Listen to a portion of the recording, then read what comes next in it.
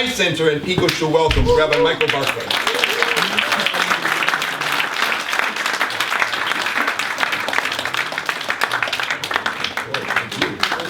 I don't need this.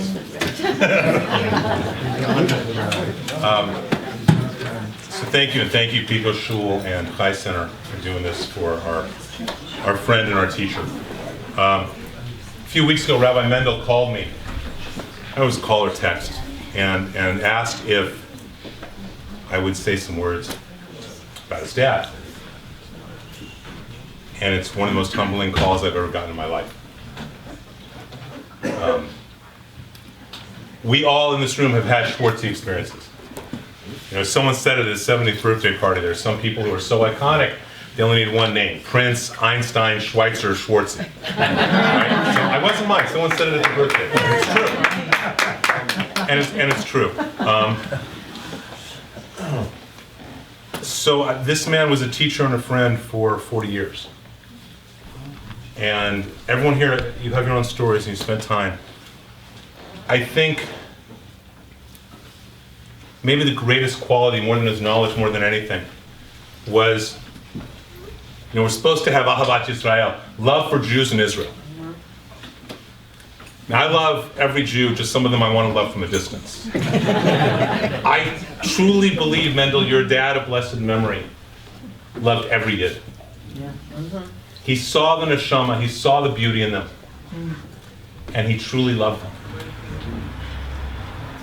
I actually remember, as we all do, our first time meeting Schwartzy, I was at Camp Hess Kramer. Unlike some of the people here in Schwartz who go to Chai Center or Pico Shul, as you can see, I only have half a beard, so I'm not quite as frum. But I was at Camp Hess Kramer, and this rabbi came, and he sang, "Puff the Kosher Dragon." How many of you remember that? And you remember it. And that took me on a journey and the relationship with him of studying and learning Hasidut and Hasidic teachings and reading Buber's Legend of the Baal Shem and all that stuff that we do. But he was truly an impeccable man. A couple of Schwartzy stories, some of which I relayed when Mendel and I were having lunch the other day. By the way, I want to share something that Rabbi Mendel said. I was talking with him about how tough it must be to be Schwartzy's son, and he made one of the most beautiful comments, to kol kavod to him, truly. He said, you know, I remember the teaching of Rab Zusia, who said, when I die, they're not going to ask me, was I more like Abraham, was more like Isaac? They're going to ask me, was I better Zusia? And he does not try and step into his father's, and he is his own Chochem, and it really is a tremendous thing.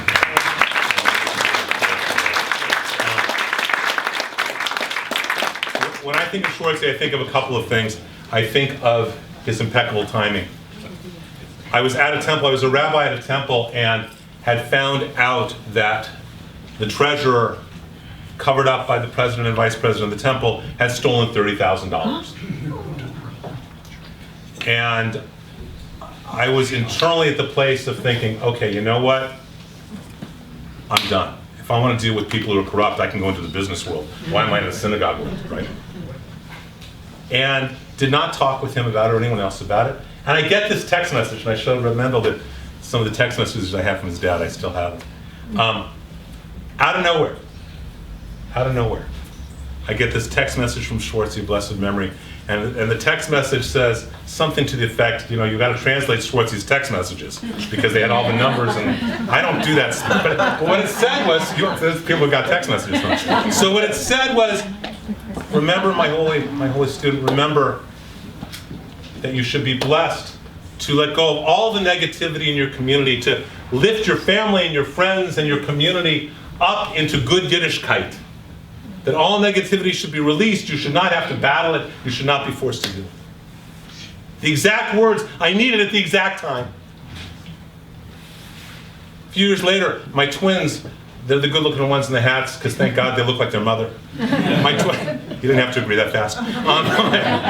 My twins are little ones, and we're going out of town for Pesach, and you know, I'm really thinking to myself, oh, God, you know, you go out of town for Passover, and it's such an effort. Do we really want to do a second night Seder? I'm really thinking this, right? And I mean, I know no one in this room has ever thought that, but we were. And out of nowhere, I get this text from Schwartzy. And the text says, my holy disciple, my holy rabbi, remember wherever you are to make sure you have shmur matzah. It is so important.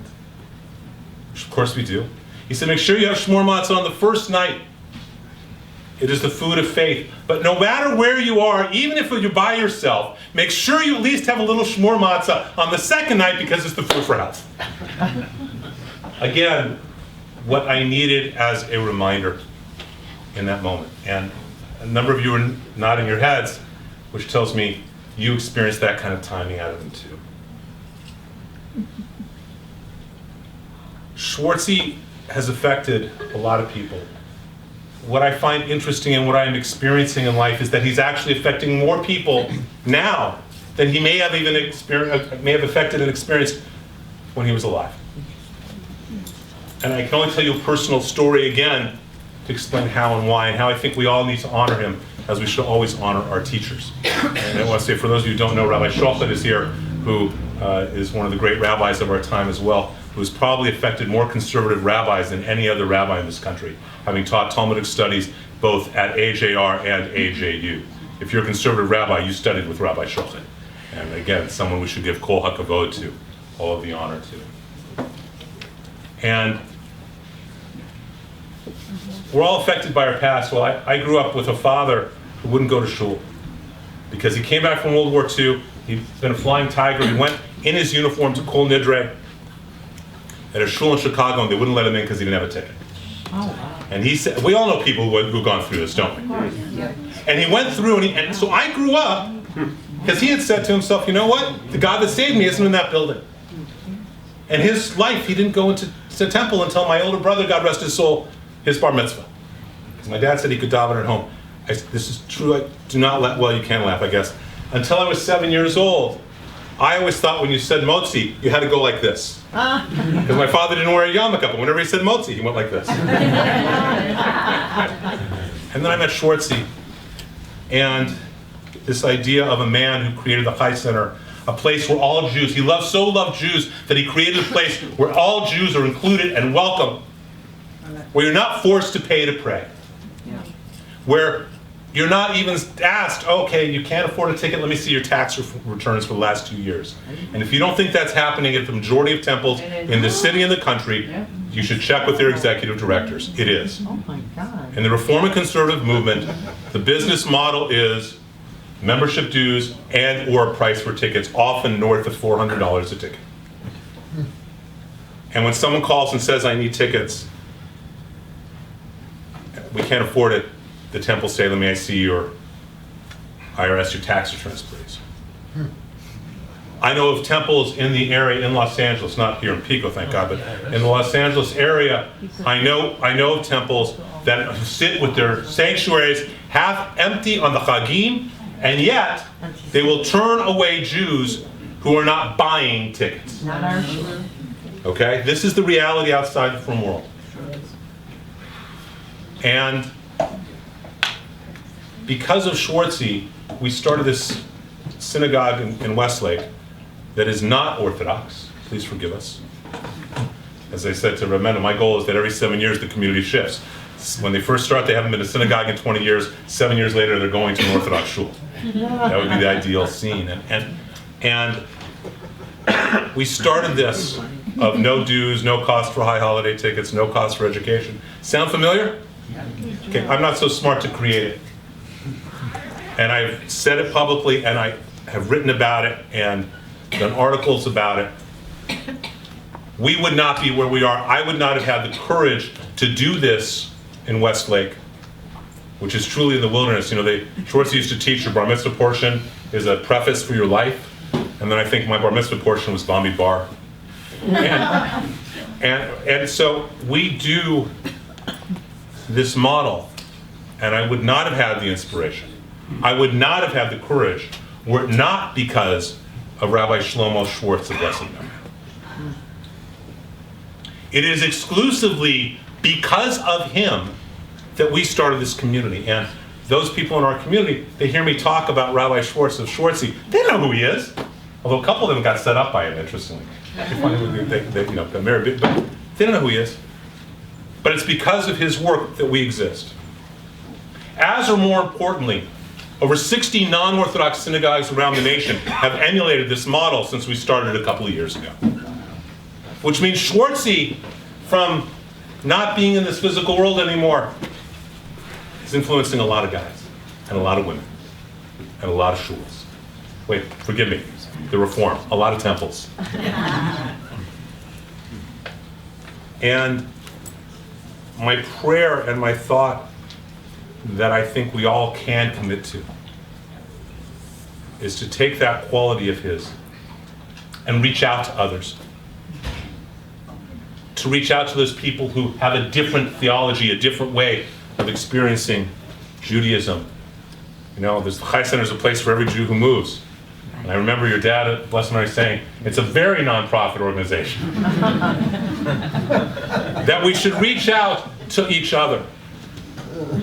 So if you know someone who is not observant and is turned off by a big beard, or turned off by tzitzit, or turned off by whatever, to reach out to them without judging them. And similarly, if you are not observant, to reach out to people who are and get to know them. I think that may be the best way we can honor this really terrific man. Yeah. And I think it's not only our privilege, but I actually believe it's our responsibility. And so my prayer for all of us is that we reach across the theological aisle, across the mechitza, so to speak, and that we pray together and we daven together and we rejoice together as Jews. Whether it's at the Chai Center, whether it's at the Sundance Film Festival, whether it's at Cannes. How do you arrange that, by the way? Do you need like a guy who's non-Orthodox rabbi out there?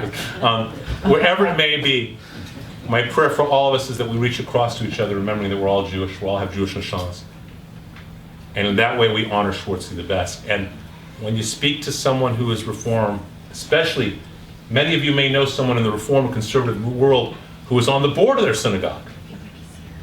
And when you see one of them especially, say, hey, you know what, have you ever thought about this model of copying the Chai Center? You don't have to have dues. You don't have to make Jews pay. They will give because they want to give if you welcome them back to the Torah. Yeah. So my prayer for all of us is that we do that. And that in that way we truly honor this man